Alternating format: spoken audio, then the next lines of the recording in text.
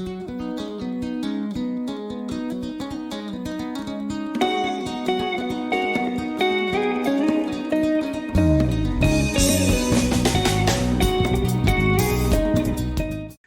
welcome to a biology lesson where we are going to discuss living things and their environment. You are with me, George Chapusa. Stay there and listen. Previously, on the same biology, we have been explaining so many concepts. We discussed the meaning of the word biology, where we happen to share that it is the knowledge of living things. But today, we want to show if really biology is the study of these living things. So in this lesson, we're supposed to understand living things and their environment. Therefore, by the end of this lesson, I'm supposed to see these successes in your mind. So you are supposed to list the characteristics of living things or understand the characteristics of living things. Then B, you should be in a position to classify living things and then identify living things using keys, helices, and scientific names. You'll also need to understand how to construct food chains and food webs. Then finally, you should be in a position to identify feeding structures in animals. Therefore, let us have a simple introduction to what we are going to share in this lesson. So, as we learned earlier in biology, a study of living things. Living things live in natural surroundings, which we call environment, which are called environment. An environment is composed of both living factors and non-living factors that organisms interact with. Normally, the organisms which are living, they happen to interact with living organisms or living factors and non-living organisms, or we might use the word factors. So living organisms are affected by the environment, and at the same time, they also affect the environment. Meaning to say, living organisms are affected by the environment, and at the same time, the environment as well is being affected by these living things. So which means all these, they affect each other. But now, let us go ahead and look on how you would know that an organism is living or non-living. How you would know that this organism is living or non-living. These are the most precious points you need to understand. So suppose you came across of an unfamiliar organism. You came across of an unfamiliar organism. What would you do to find out whether it is living or non-living? In biology, we would expect you, or we would look for signs of life in an organism. For example, what do you think could be the type of questions which might flip into your mind? One, does the organism breathe? Because you understand that for something which can have life, must also have that kind of breathing. Then does the organism move? Normally, something which has got life, we expect it to move. And then, can the organism grow? So these could be some of the questions that can come into your mind as you wish to understand if really that organism or the unfamiliar organism, if it is living or non-living.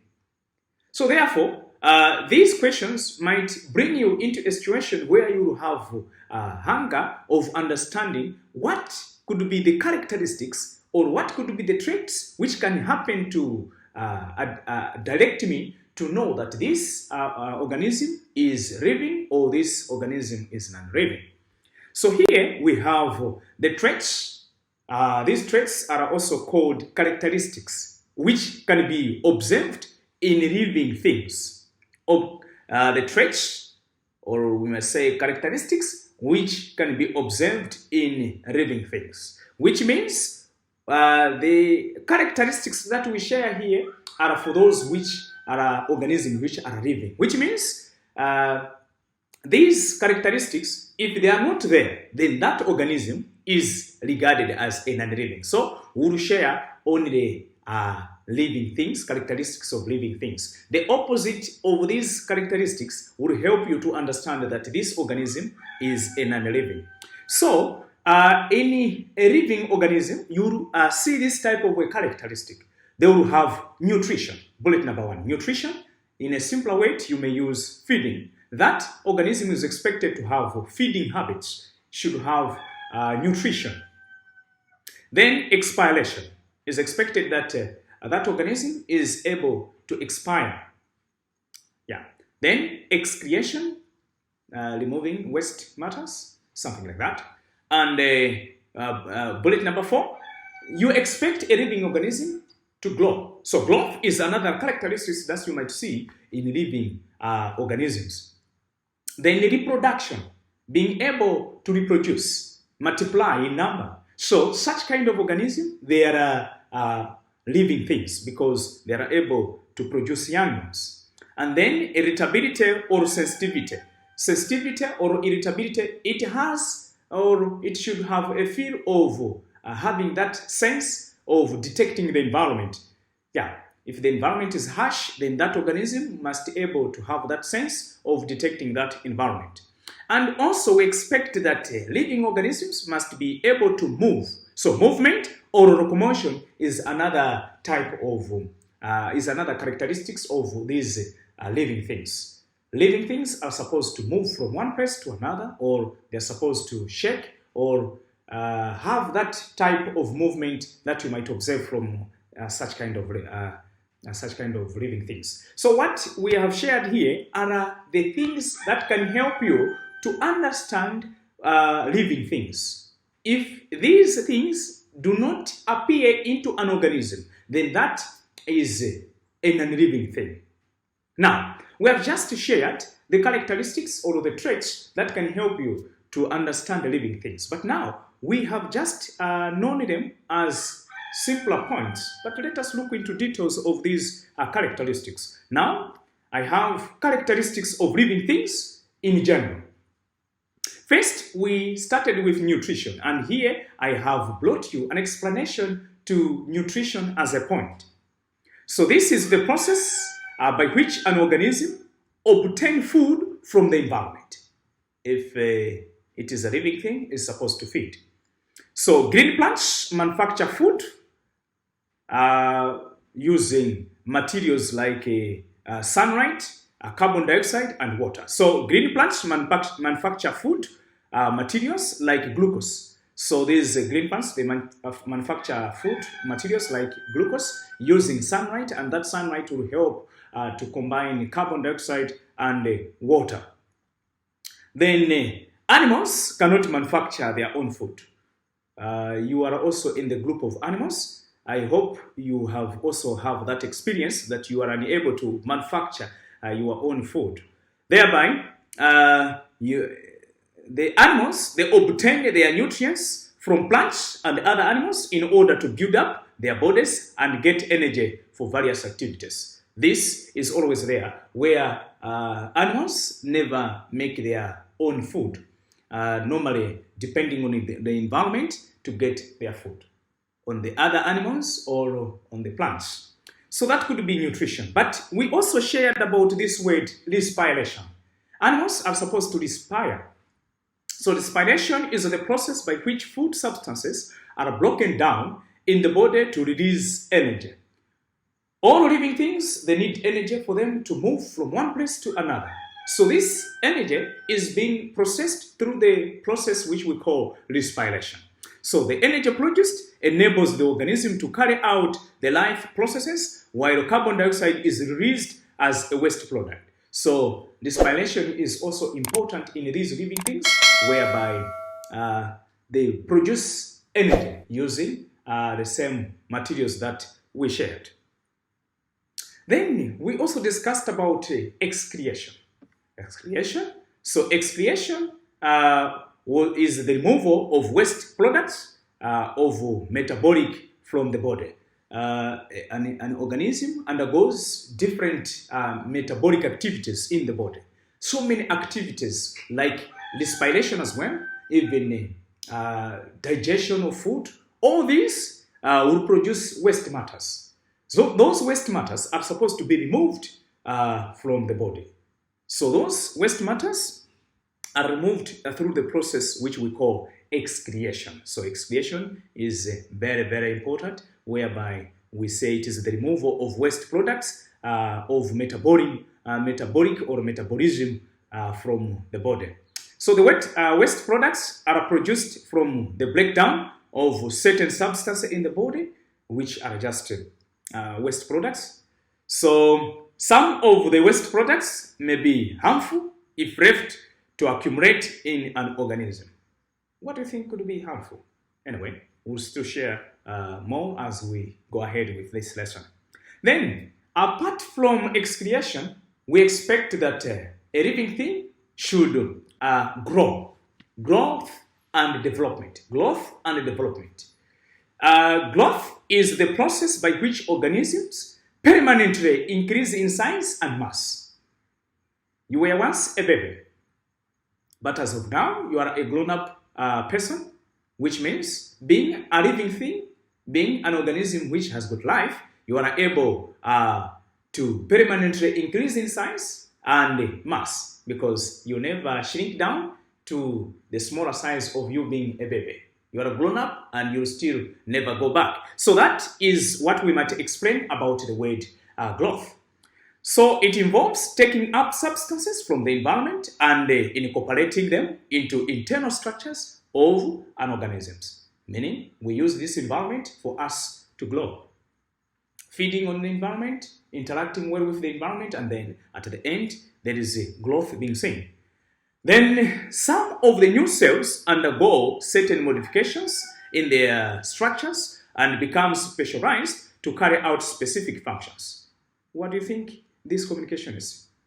As we are discussing growth, in living things, we expect some of the new cells undergo certain modifications and in their structures and become specialized to carry out specific functions. Growth helps living things to be specialized in carrying out specific functions as they grow. So this process of growth, modification, and specialization of the cells is what we call development. So growth and development, all of them, they help the organism to permanently increase in size and mass. Then reproduction. Reproduction,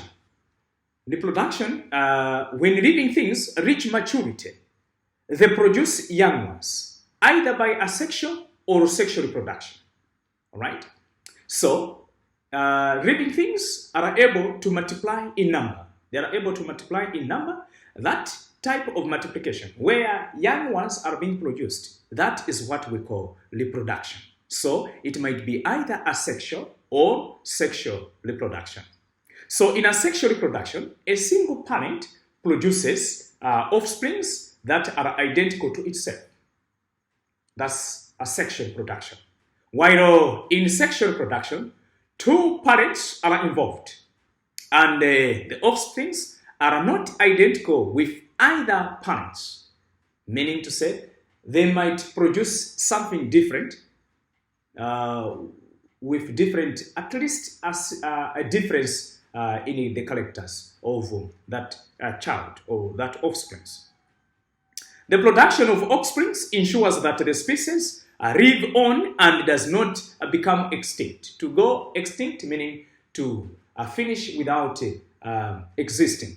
So this reproduction helps that these organisms still keep on increasing in number. They keep on increasing in number.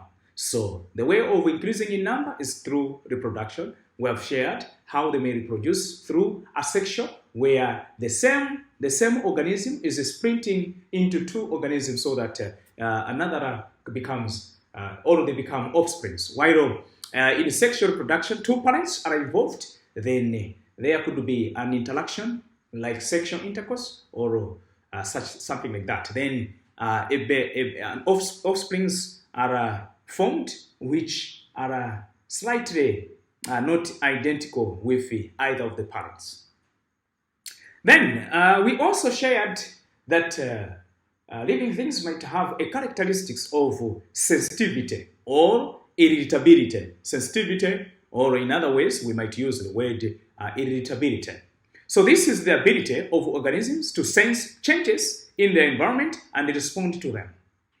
With a harsh weather in the environment, then these living things are supposed to sense that type of change and then do something or adapt to that type of the change. So living things, to survive in the environment, they need to sense danger so that they can escape or deal with it.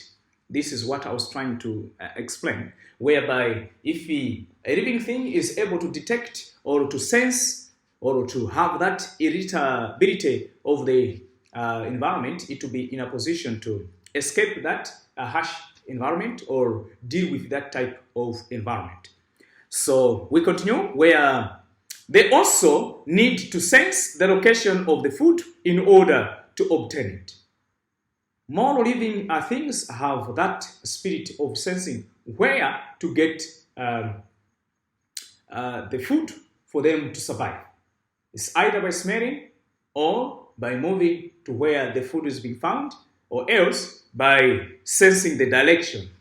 All right, sensing the direction. For example, plants need to sense the direction that the light is coming from, so that they can grow towards light and use that light for the process which we call photosynthesis. Normally plants, they make their own food. They will not move to find the food, but they will sense the light, because this light helps this plant to manufacture its own food. So it will always be hungry by looking for the light. So if this plant happens to be under shade where there is no light, it will always sense where light could be found and grow toward that light, so that this plant get right for it to process or to manufacture its own food through this process, photosynthesis. Yeah, so those are the characters which you need to understand, and they will help you to identify living things. If these characters explained here are not there, which means that organism is not living, which means if the organism is lacking some of these characteristics explained here, then that is not a living thing, which means that could be a comparison there, living and non-living thing. Now, let us continue. These living things, they have cells. These living things, they have cells. So, let us jump to plant and animal cells. Plant and animal cells. So, plants and animals are made up of small units, which we call them cells, which are called cells. So, in this biology, normally we use the word cell, which comes from the discovery by Robert Hooke. This person was there around 1665. He said these cells are small chambers, or look like small chambers in the back of a tree called the cork oak. So he discovered these cells, and he said these cells they are of small chambers in the back of a tree called the cork oak. So he called the chambers cells because they looked like small sleeping rooms used by monks in a monastery. They looked like small sleeping rooms used by monks in a monastery. So some organisms have bodies made up of one cell or a single cell. These type of organisms which have single-celled are called single-celled or unicellular organisms. Single-celled or unicellular organisms. But if there is an organism with a single cell, which are called unicellular organisms, which means there are other organisms made up of more than one cells. So we might say other organisms have body structures that are made up of many cells, more than one cells. So they are called multicellular organisms. Multicellular organisms. So therefore, the cell is a structure unit of organisms, which means living things are made up of cells which make the composure of their bodies. So many chemical processes take place in the cells. These processes keep the organism alive and functioning. So these processes, they take place normally in the cells. So these cells are very, very important. For this reason, the cells is also referred to as a functional unit of an organism where a lot of activities undergo. So therefore, the cell is the structure and functional unit of any living organism, So these cells are very, very small that we might not see with our naked eyes. I didn't mean that we could have seen them. I could have shown you from my body. But they are very tiny, tiny structures.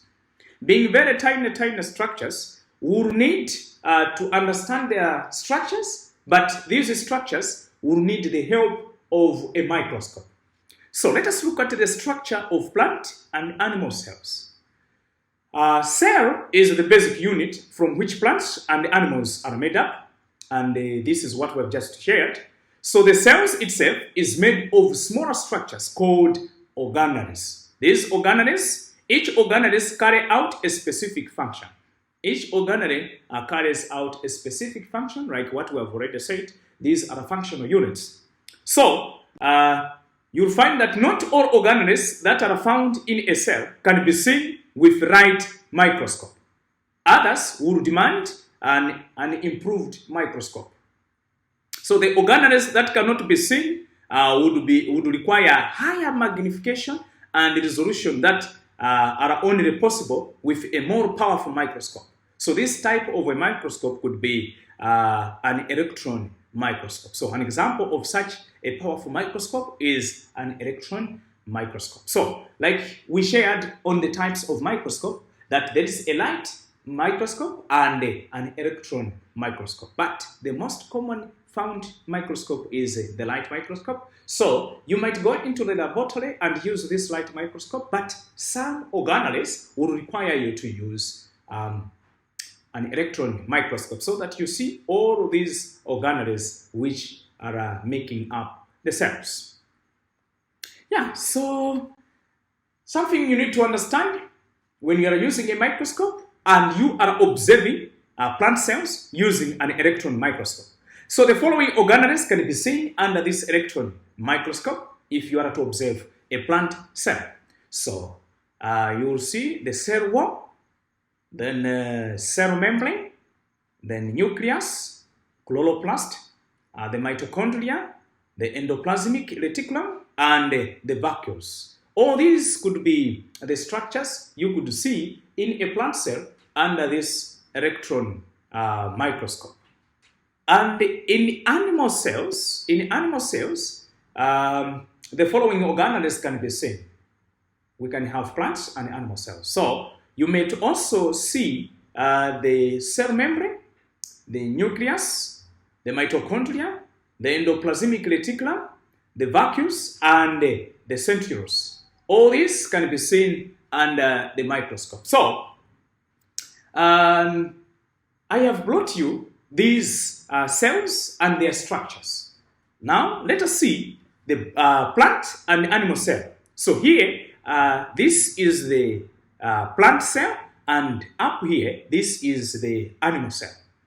These cells, they make up our body. So what you have to see from these cells are these type of parts. So on this diagram, we have the cytoplasm.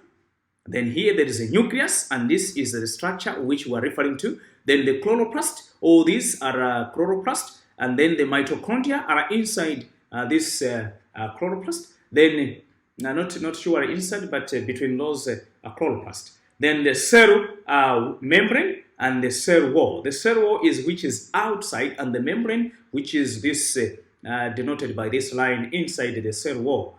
And then the vacuole, which is this one, the middle part. So this could be the simpler plant cell.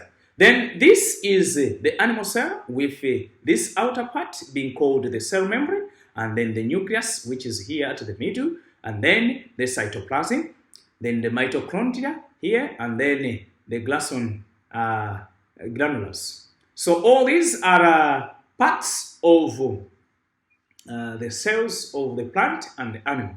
So we have added some of the points which we didn't mention them earlier. All these could be found within the cells as you look with a powerful microscope, like membranes, now putting them in general, the vacuoles, endoplasmic reticulums, cytoplasm, ribosomes, and nucleus, the Golgi bodies, the centrioles, then the nucleus. All these are the parts and of plants, both plants and animal cells, which survive in the environment. So there's something you need to note. Now, note that the structure that are common to both cells and those that are not, as you study those structures of the plant and the animal cells, there's something you need to observe and something you need to note. First of all, what do you think they are common? They are found in the plant cell and in the animal cell. If you study like that, then you are using your study skills properly. Then the table below gives the comparison between the plant and the animal cells. Yes, definitely, because animals and plants might have something which might bring a difference to them. So let us understand these differences between the plant and the animal cells. So here it is the table bringing in the differences between the plant and the animal cells. So here we have differences of a plant cell and here animal cells. As you study these plant and animal cells, deep into them, you'll find that plants as cell have a cell wall, while animal cells do not have a cell wall. If you may observe, you will find out that. Then the plant cell have a fixed shape. The shape is fixed, while the animal cell, they do not have that fixed shape. Then plant cell have chloroplast containing chlorophyll, while in animal cells, they do not have chloroplast. Then we still have this comparison. For plant cell make own food in the process of photosynthesis. Then the animal cell, they lack chloroplast and therefore cannot make their own food. 5, they have a large centralized vacuum and which is filled with cell sap, while in the animal cell, they have numerous small vacuums scattered in the cytoplasm. Then 6, they do not have the centrioles, while in the animal cells, they have the centrioles. Then as we continue, we still have point number 7. They store excess carbohydrates in the form of starch in the granules. So while the animal cell, they store excess carbohydrates in form of glycogen. Then 8, they are usually large in size, while the animal cells are usually small in size. So this has been a very interesting lesson where we have shared almost 2 successes. We have shared the structures or the functions of the structures and then the structures of this animal cell. Now, the other time we meet, I shall explain the classification of living things, putting these living things in form of different kind of habits or different way of movement, so such kind of things. That shall be our next lesson as we meet. For now, I've been George Chapusa. Thank you for being there and being a very good listener. Thank you.